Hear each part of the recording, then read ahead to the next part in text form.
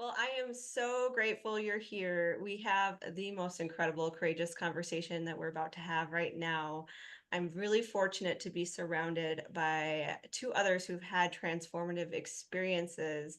I know I talk about my near-death experience, but Bernadette and Rebecca have had spiritually transformative experiences, and they'll get to that in their story as well. But wow, it just really gets to the magic of how much there is out there beyond our world and beyond our understanding that can be so powerful for us.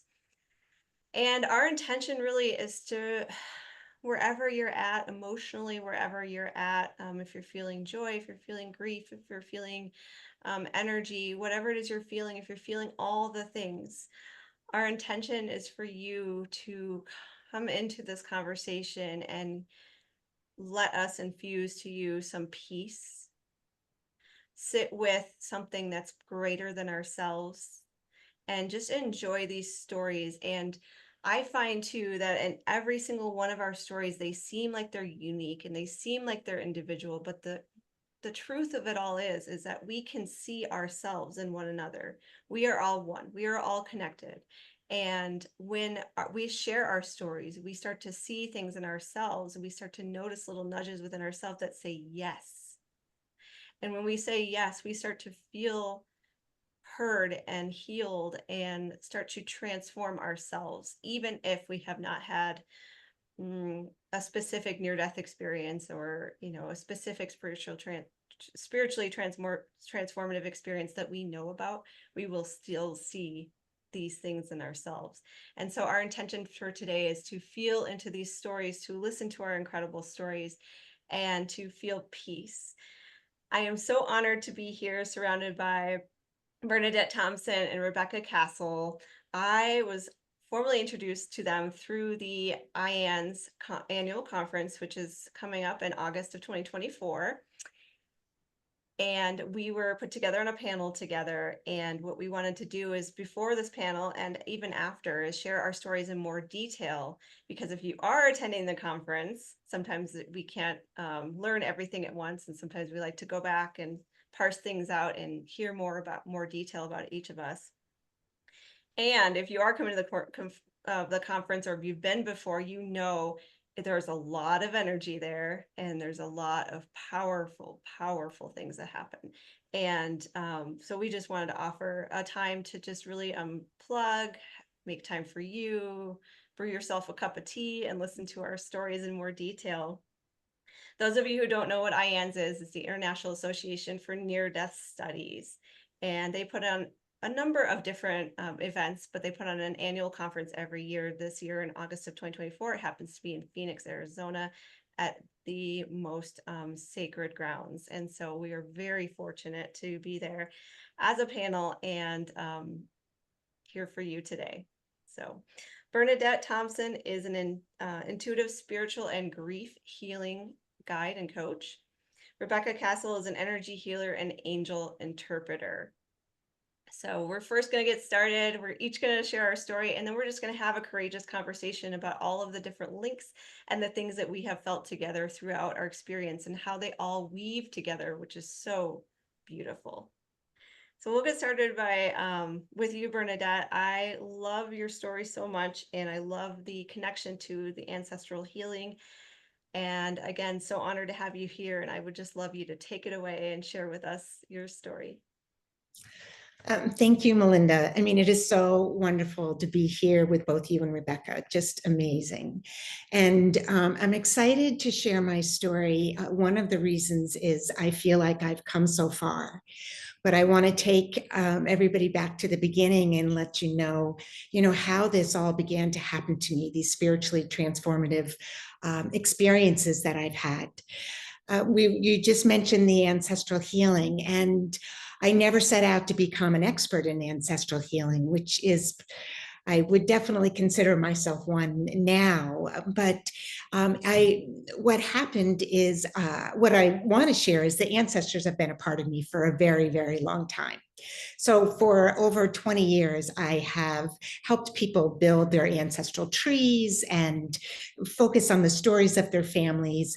And and that was just something I did. That was my side job. It was something I did, I really enjoyed. But I had clients that I could take through that journey. But it wasn't until 2013 that things began to change, and this took on a much more spiritual feeling, and a lot of spiritual things began to happen.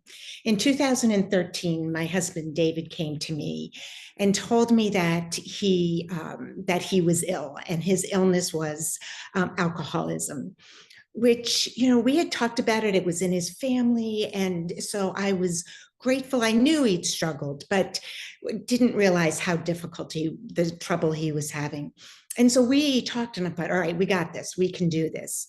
But unfortunately, within 4.5 years, he passed away. And during that time, my world fell apart. It was what I had known, my security, everything had just, it felt like I was on quicksand. We had 3 grown children. I tried to hide a lot from them. So all of my days were filled with a lot of fear. And I began to use meditation and prayer to try and settle myself. I had joined Al-Anon, which is a great organization that helps families who are struggling with addiction. And that is a spiritual thing in itself. But it was as I began to really focus inward on myself that things began to happen.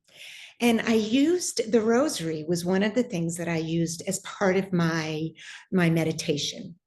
And I grew up Catholic, I'm not a practicing Catholic, but have taken some of the beautiful things from my growing up.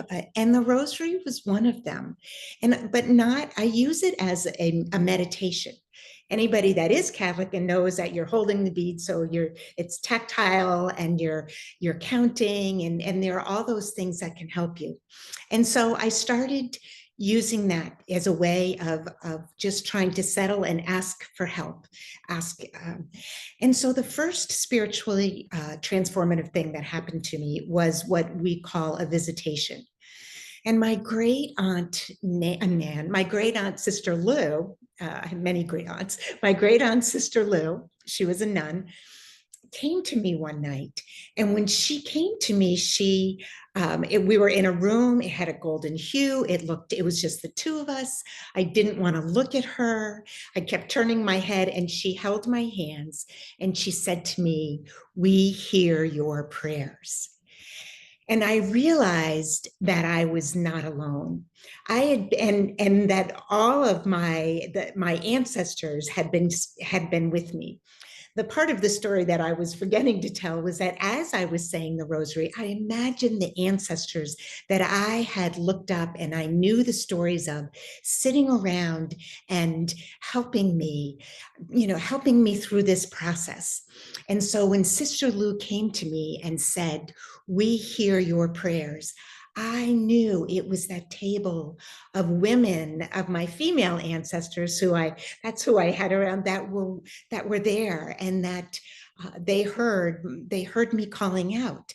So that changed me from that moment. I knew as I walked through my life that they were there, and I began to see more signs from them, numbers and things like that. 111s and 333s, and hearing songs, and so that was one thing. And then within a month or so, I had this extraordinary experience, again associated with the rosary.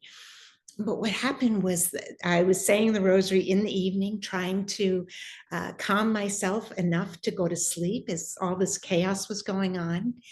And I suddenly began to say it in an Irish brogue. I'm all Irish. My ancestors are all Irish. And I realized that I was channeling an ancestor that was coming through to let me know that she was with me. And I was even able to, as all of this is happening, I'm beginning to have more openings around me. And I was able to look at my ancestral tree and the feeling of which ancestors came to me. I looked at it and I realized it was my great great grandmother on my mother's side. And again, I'm still in awe. I'm realizing all these things are happening. I'm continuing to work with others and helping them still build their trees. It was one of the things that helped me stay very calm. It was very grounding when you research your ancestors and you're finding the stories and the documents and the records. You know they are real people that are with you, and it is such a beautiful way to feel connected and learn more about who you are.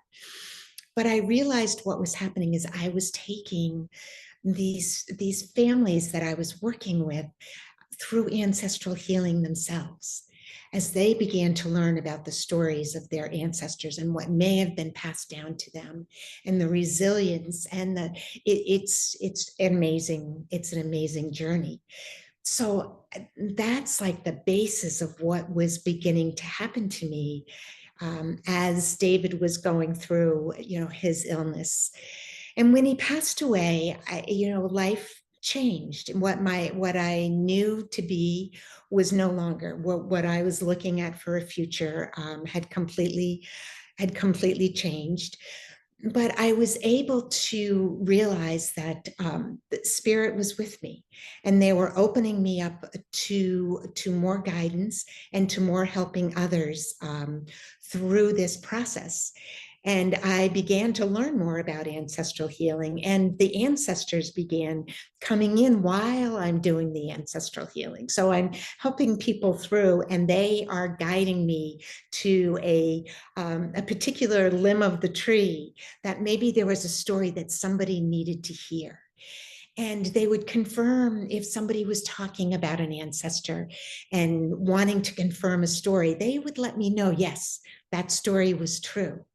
And sometimes I would even hear from them. I had this one particular girl that I was working with. Her name was Katie. She had some amazing connections with her grandparents. And she was struggling at the time. There was a lot going on in her life, and she was truly struggling and grieving, and there were all kinds of things. And so, but we were working through things. It was great. We, really were doing well. And one morning, shortly after a time that I had with her, I get up in the morning and I'm getting ready, and I hear Bernadette, Bernadette, Bernadette in my head.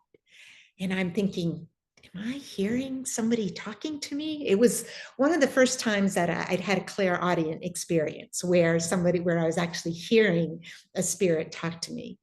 And it was Katie's grandfather. And that's exactly what she said. He said, I'm Katie's grandfather, and we want to help her.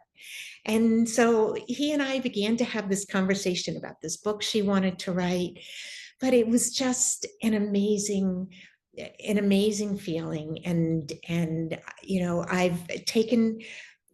it amazes me that I've come from this deep grieving process. And when I thought that I didn't know what was ahead, and this connection now that I have with the ancestors.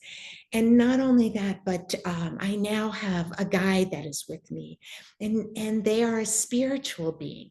So I have ancestors that are my guides. They send me songs. They're with me. I know when they're trying to help me. But I also now have a guide that connects with me and truly guides me, sometimes daily, that they're with me all the time.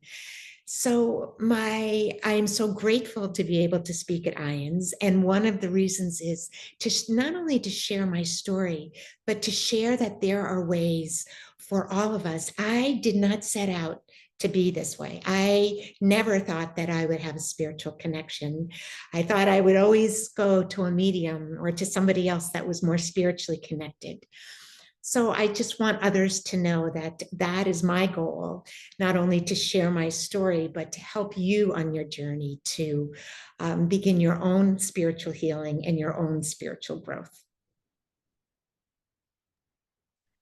I love that. Thank you so much, Bernadette. And that's such a good point. Those of you who are watching and you feel like you need somebody more spiritual than you, right? We all have it within us, and there's all ways that we can access our own gifts. That being said, too, sometimes it's nice to have a guide, right, as well to work you through this process as you uncover it yourself. And so I just love what you shared about that. And I think, oh, your story is just so incredible. Thank you for sharing. So many Mm. parts of my story too, I see in yours. And so I'm honored to share mine as well. Again, Melinda Peterson. I'm a health intuitive, a registered nurse, excuse me, an energy healer. And gosh, my story starts when I was really little. I was so fascinated right around like 3 or 4 years old. I was so fascinated with like my body, like all the things I could do, run and jump and play. And my hands could carry things like books and stuffed animals and all the things that I just loved to carry. Like I had these things attached to me. And I, as I was exploring this human experience coming back around again, now I know that's what it was. At the time I didn't know. Um, it was just unfolding before me, all these things I could do, and just I was so glad to be here. And then over time, being a woman and being particularly a woman of color, I was told by society that my body was not worthwhile if it didn't look a certain way, if it didn't act a certain way. I was criticized for many things, and even bullied at a time. And as that happened, uh, and I know this, I'm not at all isolated in this experience. Many of us can connect to this, but as that happened, I started to be more and more disconnected from that body, more disconnected from that awe that I felt in this human experience that I did when I was little. And it was like all these things I can do and explore and experience.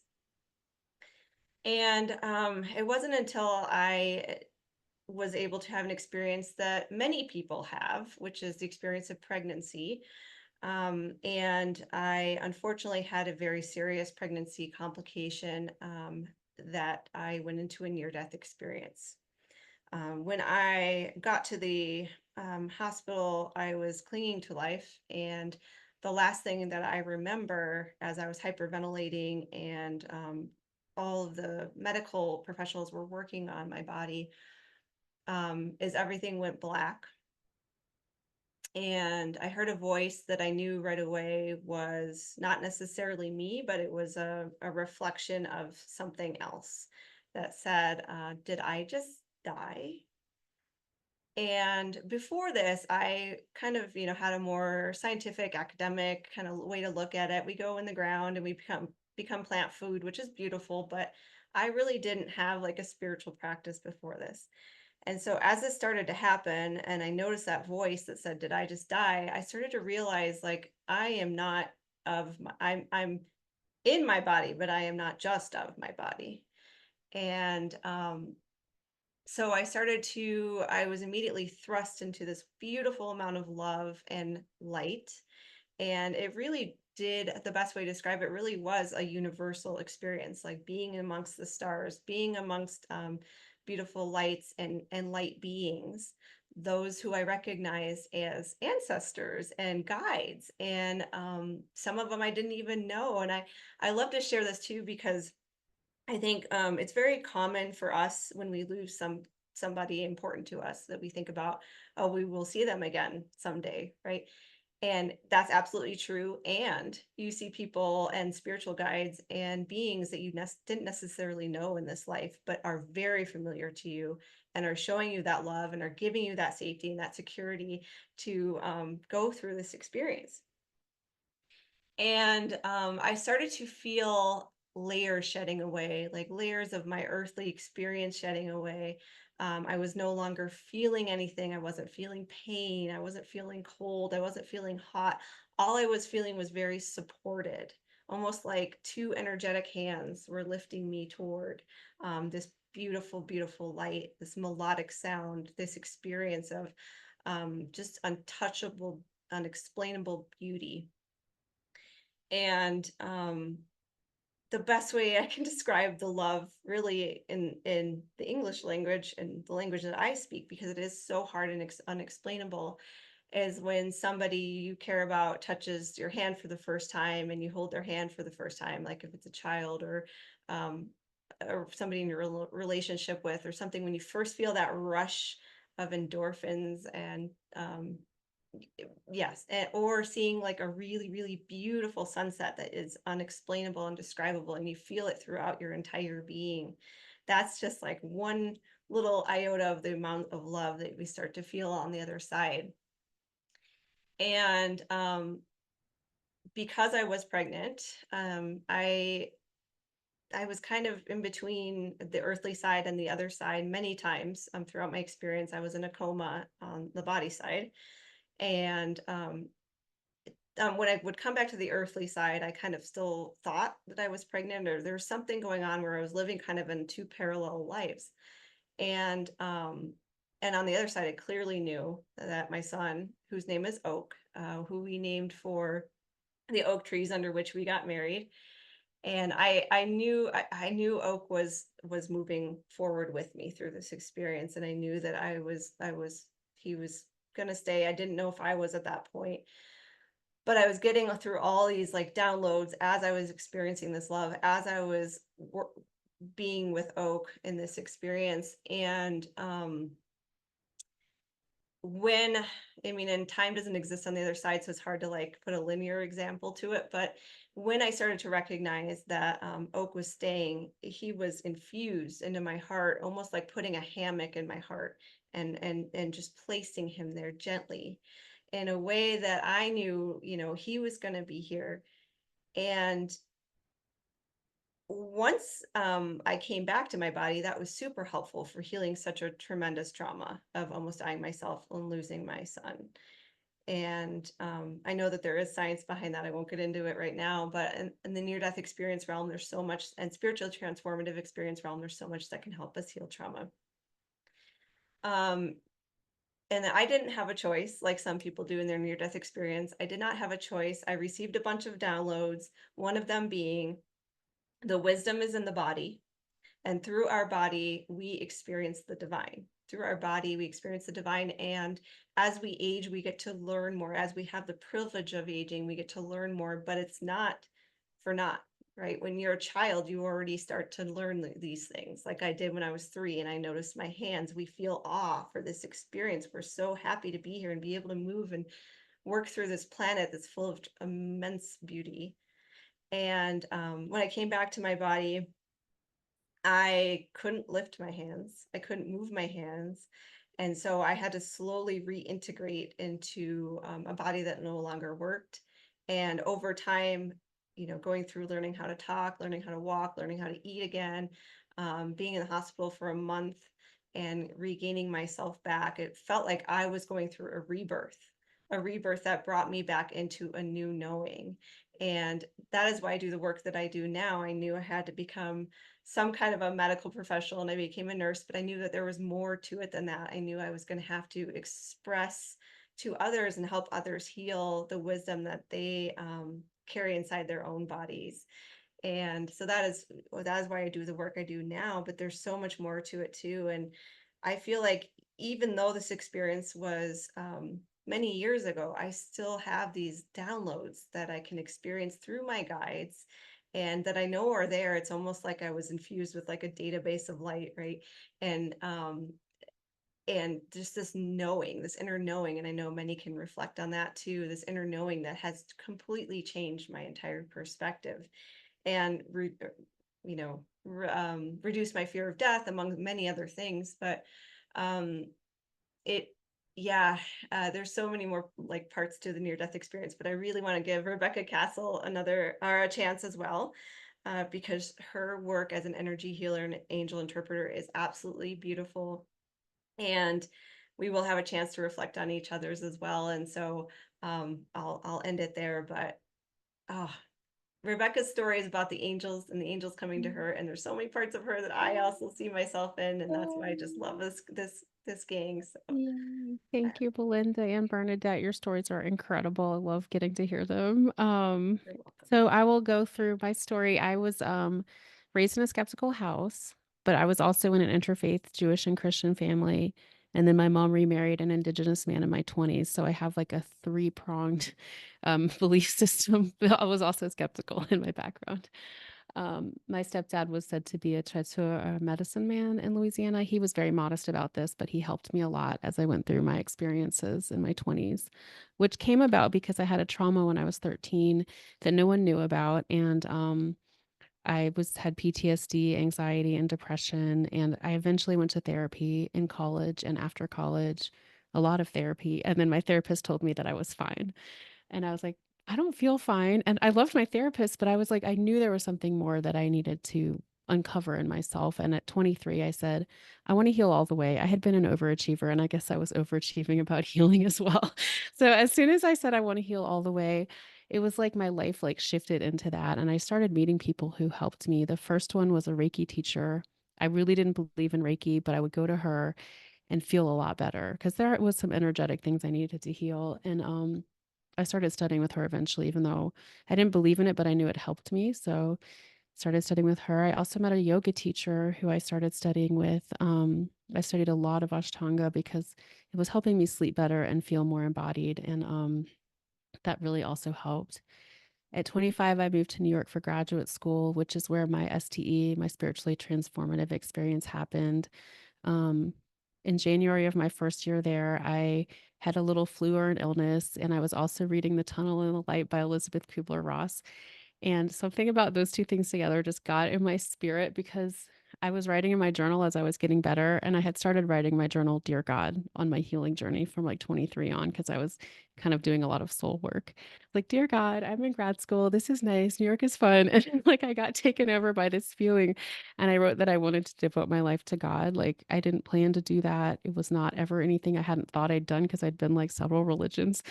But I started crying and I wrote, I have decided to give my life to you. And I wrote, give my life in all caps. And whatever that entails, I want to be guided by you, by the light. This is my pledge. I will work hard to follow this path and bring it to fruition. Please help me do this. Please help me bring light to other people. Thank you. Amen. And I meant it so much when I wrote that. And I was crying. And then I like finished my journal entry. I've looked back at it and like, and then so tomorrow I'm going to, I closed my journal and I went to bed after that. But that night when I went to bed, I saw light come over my bed. This was nothing that I ever expected to happen to me. And I've questioned myself many times about it, but it was a light that could see into my heart and my soul. It really cared about me and it really loved me.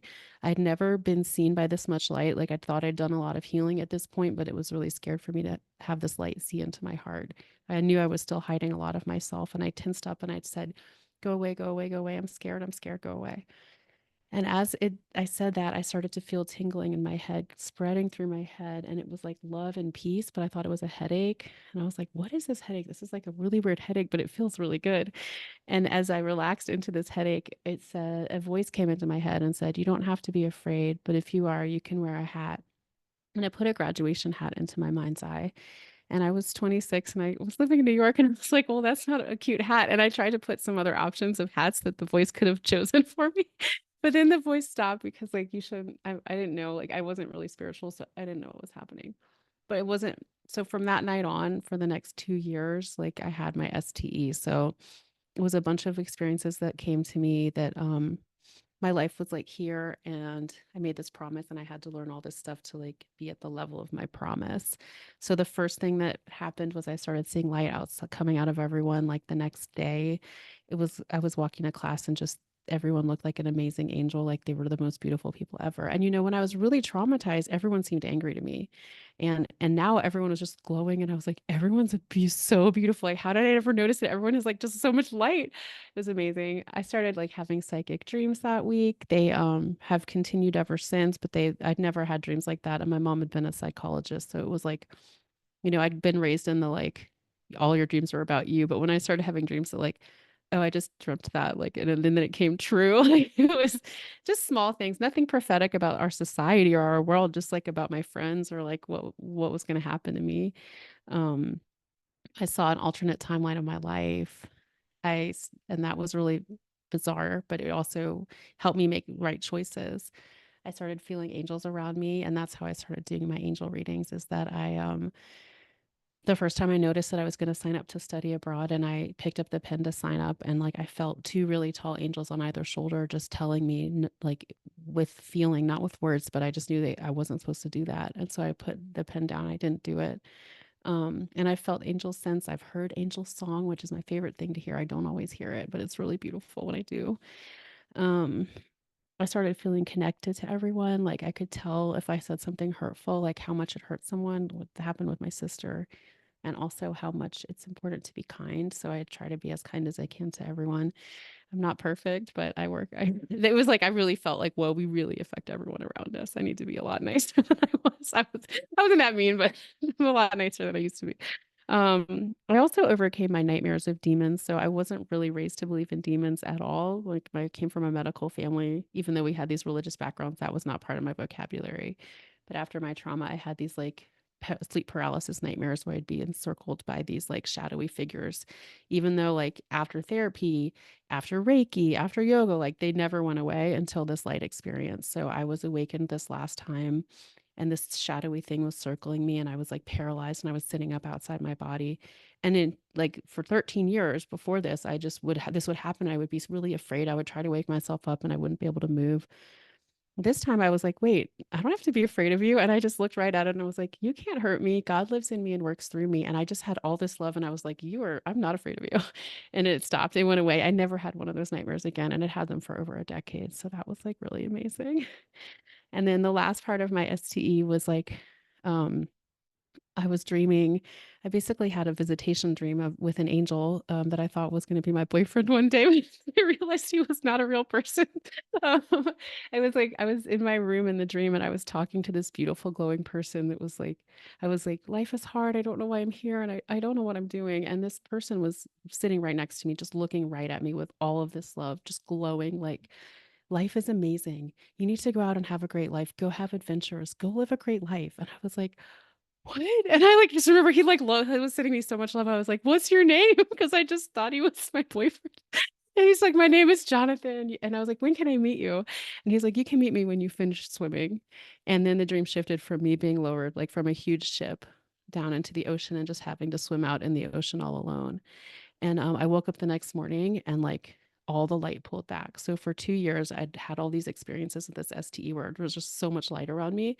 And I didn't realize till it was over, but it just all pulled back. And it was like, I thought I was going to go live in heaven when it was over. Honestly, like I didn't realize that it was just going to end and I was just going to be here and have to figure it out.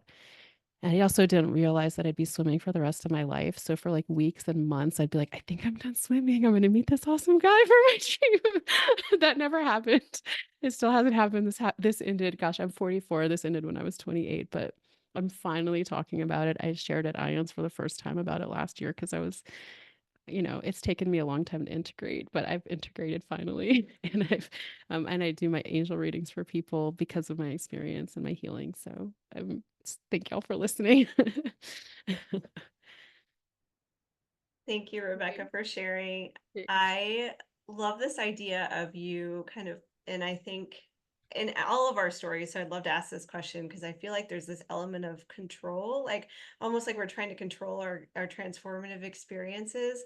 Like I can recall even on the other side, I was kind of like when I would go in and out of like that parallel universe of being in my earthly body and then being Yeah. on the other side, and like I was like kind of trying to like almost weave my way through it in a way and like control certain situations. So I'd love to hear more about how when you shared like you were trying to control the hat and you're trying to like, and if Bernadette, if you have anything in your experience that you were like, I'm not ready to surrender. I want to control. Because I think this is such an interesting element of like the Mhm. parallels between how much we try to control in life and how much we try to control even in a beautiful, spiritually transformative experiences as y'all's. Like, That's so so I'd love fun. to hear either of you can comment because I think this is That's incredible. Yeah, I think that's fascinating, and it's so true because I hadn't been brought to a place of surrender to the divine. I didn't know what that was, and like that's I think where my issue with control was. Well, I was so used to like fighting for what I wanted and like not surrendering, even though I'd been trying to. Yeah, it was like God knows more than we do. That's what I learned. It's like they have some better ideas. Maybe I should just chill and listen a little bit. But what about you, Bernadette? That's amazing because we've talked a few times and we haven't really talked about this part of it before. And when my guide, my spiritual being, started coming in and working with me, it was an amazing experience. And the center of it was releasing control. It was allowing the ego, letting go of the ego. And um, it's amazing. It's incredible. I mean, I have so many stories I could, go on and on, but they have cared for me so gently through this process that it wasn't hard to let go and to, really release the control. But it is a unique feeling. And it's so funny because when you brought this up, Melinda, I could feel it from both of you, that you had both been through this. And, I never thought of that as a hallmark of a, an NDE or a spiritually transformative experience, that maybe that is the center of it, is when you realize that we have this fake vision of control. Yeah. Do you feel that way too, Melinda? Yes. I would say in my experience, particularly, it felt like I was so immersed in this beauty and this love experience. And also my son was on the other side, that when I was told I was coming back to my body, I resisted. I wanted to resist. And now that's not to say that, like, on this side that I want to die, it actually has completely transformed any of that type of thinking. It's been more of the, like, I have only so much limited linear time on this planet. I got to take advantage of it, because I know that on the other side, it's not linear and it's waiting for me, right? In a sense. So it's not like I'm missing out on anything. It's more just like, I have this cool experience to be here as a human on this, like, amazing planet. And I have this time to, like, learn all the things I'm going to learn. And some of them have been very hard lessons, obviously. And so it's actually, like, made me more integrated into this human experience and happy to be alive. And even though I had that, like, idea of, like, no, I don't want to go anywhere. I'm great on this, the other side. And so that was where I was trying to control it. And my spirit beings were just like, you're going back, right? And I had to surrender, and I surrendered to it. And I came back to a sick body, which is not the easiest experience either, but I'm so glad that I'm here. And so, yeah, I think that this element of surrender and shifting the idea that we have any control over really anything, right, can bring us some of that peace. That intention that we have for everyone watching, this idea of peace is like, and it's not an easy thing to do, right? Some of us go through many life lessons to get there, and some of us go and a lot of things aren't fair, that happen to us too, to get this lesson. And then once we work through some of these things, right, we feel, right, the benefits of it, but it's not an easy journey by any means. And yeah, so I felt that element in your stories, and I was like, I have to bring up this question, because I think anybody watching this is going to think, oh, I want to hear more about that part where you, like, tried to control your own spiritual experience, because you think, like, you're Yeah. automatically, like, letting go, right, and surrendering. And the other element of what y'all shared too is that you weren't necessarily, like, spiritual before this happened, myself included. And so, I mean, that's not an easy lift either, especially, like, from an academic background that I was raised and Rebecca was raised. And Bernadette, I would also love to hear about too what your kind of a spiritual experience was before this, like who you turned to when David told you about his drinking. What is amazing is I definitely have had been somebody that has been very spiritual, but kind of denied it my whole life. I was always the good one. I was always a caring person. I mean, not perfect. None of us are, so don't. But I was somebody that so when David got so sick and when everything fell apart, and I mean, there was fear around money, there was a fear around, is he going to hurt somebody, all this I did have that base enough to know that I needed to reach back into my upbringing, and that's where. And I just happened to, somebody had taken me to see John Edward, and I shared this before, who was a medium, and he was the one that said that he used the rosary as a meditation, and so that, I feel like that was a spirit sign to me, that they sent me back to something that they knew I knew. And I get those all the time. I mean, I know that they're always sending us, putting us in situations to help us continue to grow. And so all of our experiences are tied. Well, we had them before we had our main experience. We just didn't realize it.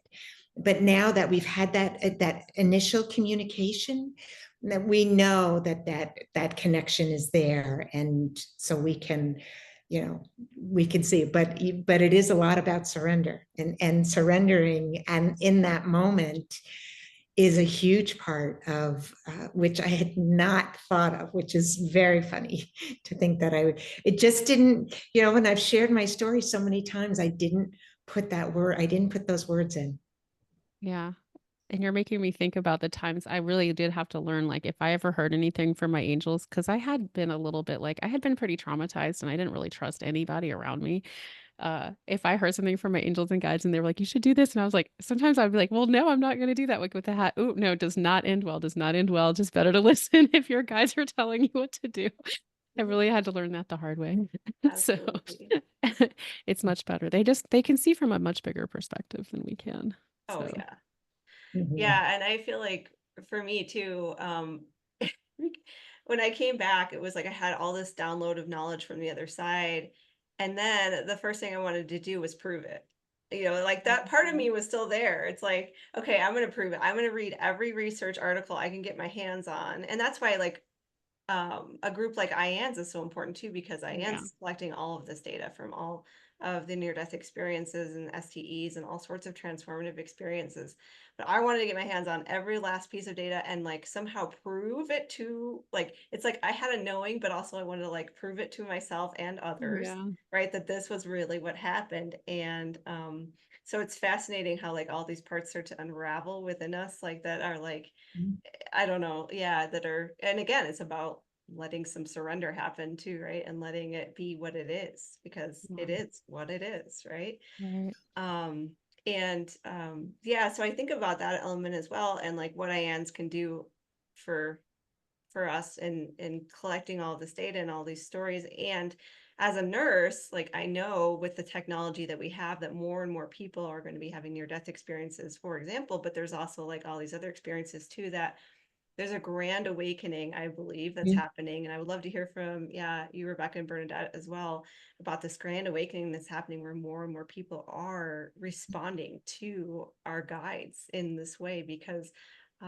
it's one thing for our guides to talk to us, but it's another for us to have the two-way communication back and to accept what that is, right? And start to learn more about ourselves and how our relationship is to it. Yeah, that's so true. Yeah, the grand awakening I do think is happening. I mean, I have had, my experience ended in 2008, and it was, to me, it was the very weird experience. I had some mentors like my stepdad, but, finally 15 years later, when I started talking about it, it's like, wait, people are way more open to this stuff. It's not quite as weird. And it's like, and it's time. I felt really guided last year to start telling my story. And now I know I have to listen if my guides are asking me to start doing that. So I did, because I think it's time for people to be, I was very skeptical. And I think it's nice to hear how I deconstructed my skepticism to accept these experiences and the angel communication. So yeah, I definitely think it's if my experience can help anyone in their awakening process, I'm here for it. Yeah. Well, and I think two things. One, I think once you, well, first, all of our experiences were related to trauma. Mhm. And that's one thing that and anybody that's listening might be really resonating with the fact that trauma is part of the experience, whether it is physical trauma or it is other emotional trauma.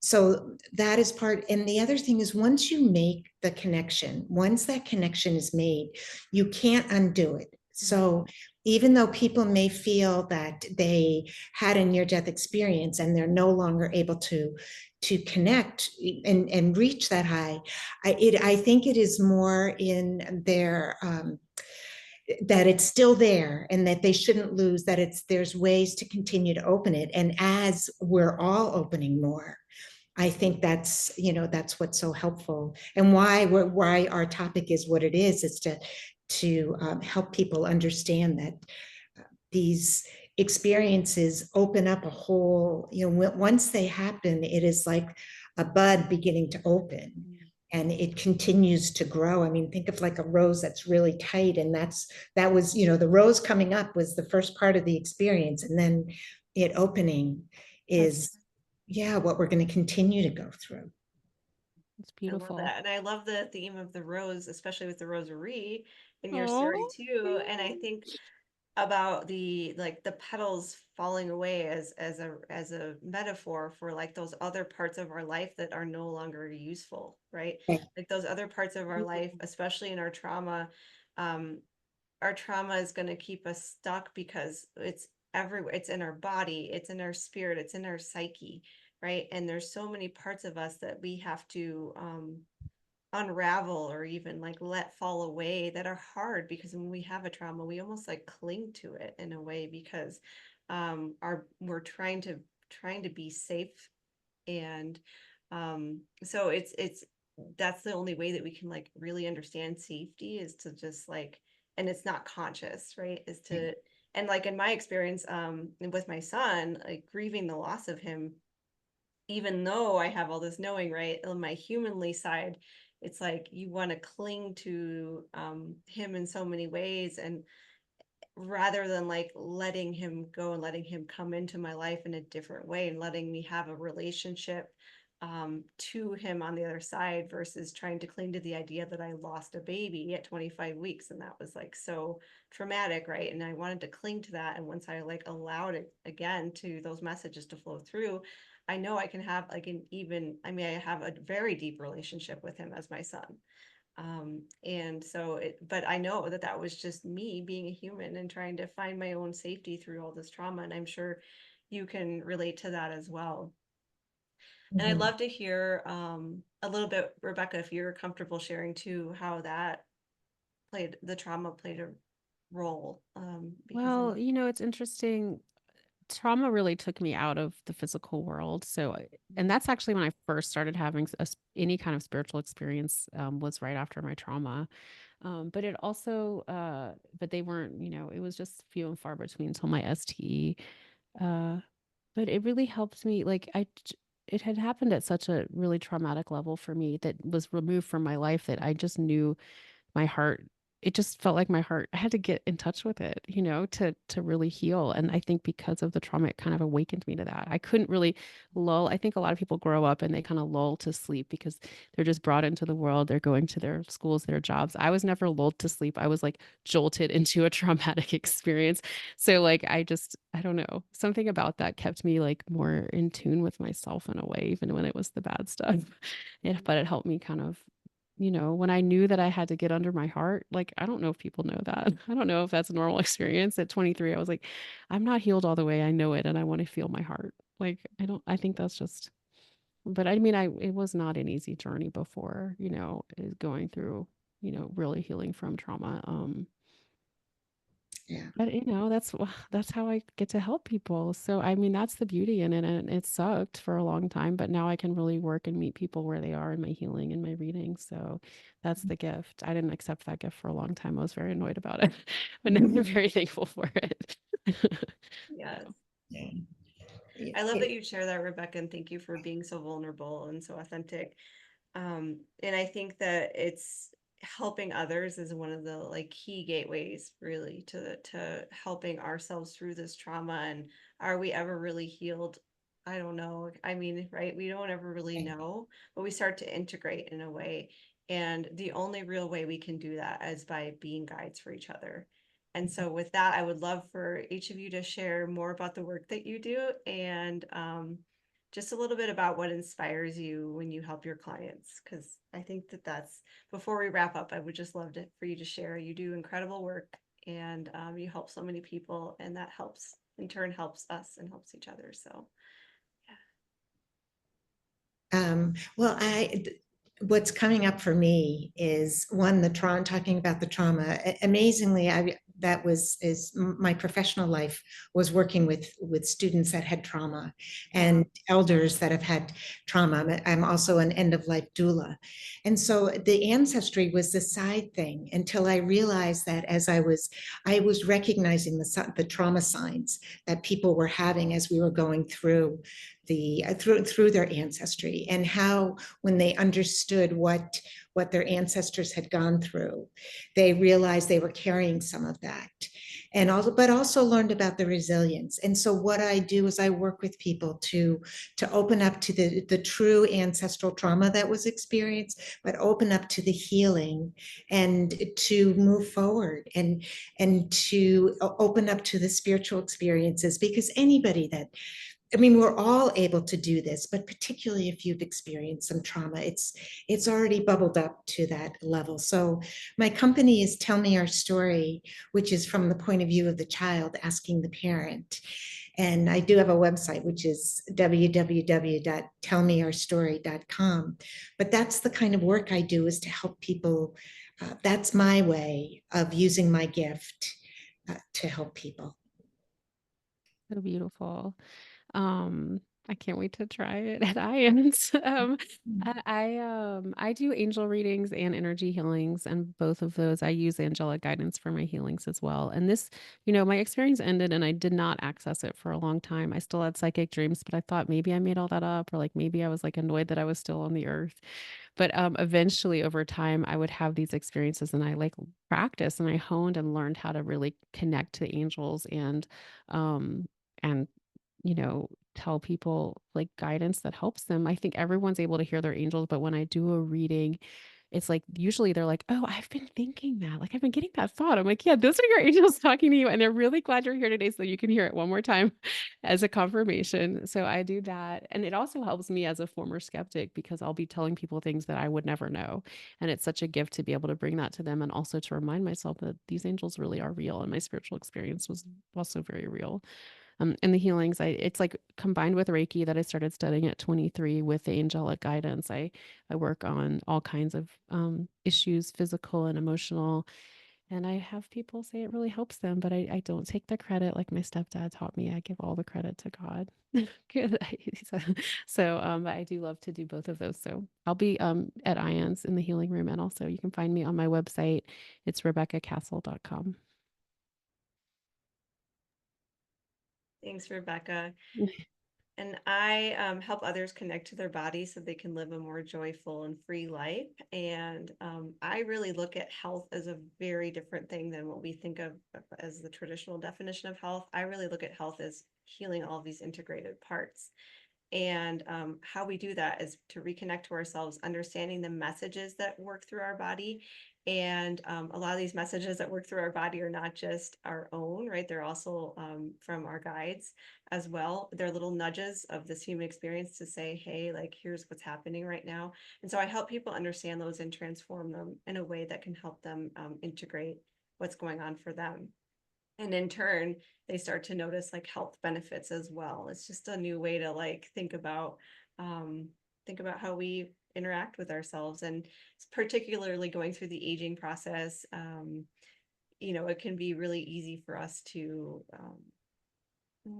feel bad about ourselves, or come down on ourselves, or start to notice things that aren't necessarily working in the way they used to, or and it we try to work together to turn that more into what can we experience right through this aging process, and what gifts do we have, how can we infuse gratitude into it as well. And so and then on like the more practical side, besides the readings, I also offer, like, if you are going to be experiencing something in healthcare, like a surgery or some other kind of, or if you have healthcare anxiety, we can work on that as well through the mind body spirit experience. Especially from my nursing side, I can help give you the tools as well to work through that for yourself. So and yeah, I'm at scarlitcenter.com, and yeah, yeah, so I will be putting our websites and our social media and everything in the show notes as well. Definitely reach out to everyone here in this panel today. And if you have an opportunity to go to IANDS, the annual conference in Phoenix of August 2024, go. You will be whisked away into an otherworldly experience and meet so many incredible storytellers. And it's also an opportunity for you to, especially our panel is all going to be about awakening to the gifts that we have inside of ourselves, whether or not we, have had like a more traditional experience, we still have these gifts within ourselves. And our panel is going to be all about how do we awaken those and how do we bring those forward. And it's going to be amazing. And each of us are going to be in the healing room as well. We will be scattered about throughout the conference. I'll be leading a yoga session on Sunday at lunchtime. And so it's yeah, if you don't have a chance, definitely come to our websites or social media pages. And you can also comment here in the comments, definitely like our video. And we will be seeing you again very, very soon. And we are speaking on the first day of the conference. Oh, right. Thursday. On Thursday at Yeah. 1:15. 1:15. Yeah. We are Come see kicking it us. off. Waking up to wisdom. Yeah. Yes, absolutely. We're kicking it off. Thank you so much, Bernadette and Rebecca, for being here today, for having this courageous conversation. I feel like I could talk to y'all for like hours and hours.